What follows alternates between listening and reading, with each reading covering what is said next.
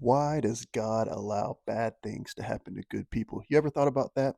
I had a good friend just text me that question this morning and I responded to it. And the response I gave was not an exhaustive, apologetic response. There are books and books written on this question. It's been asked by the Bible itself multiple times by the prophets and the psalmists like David. Same type of question. Why does bad things seem to happen to good people? But this was my response. This is just one angle that I took that may help you a little bit. And I said this I said, well, for one, God Himself enters into that question and empathizes with it.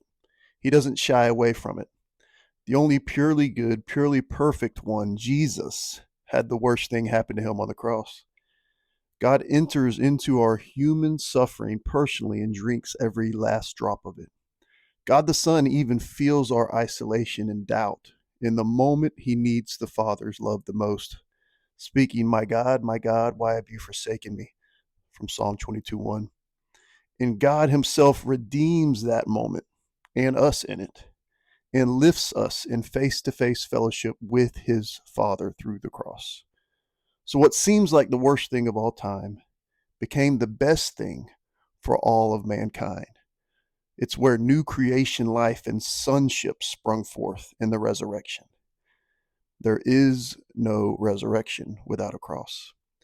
In other words, we're not very good judges of whether things are ultimately bad or good, or whether even people are ultimately bad or good.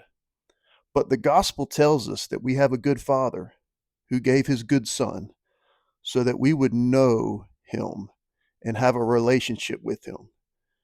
This God who can make good out of any situation, time, place, or person, no matter how bad it seems in the very temporary moment. Why do bad things happen to good people? There's maybe some mystery to that. And maybe God doesn't give a satisfactory answer to every one of our questions on this side of eternity. But what He does give is precious, His own Son. He gives a person who enters into that question, who feels our pain, feels our hurt, feels our trauma, feels the tragedy Himself. The whole Trinity feels it. And He lifts us out of it and baptizes us in His presence. I do know that. Hope this blesses you. Y'all have a good day.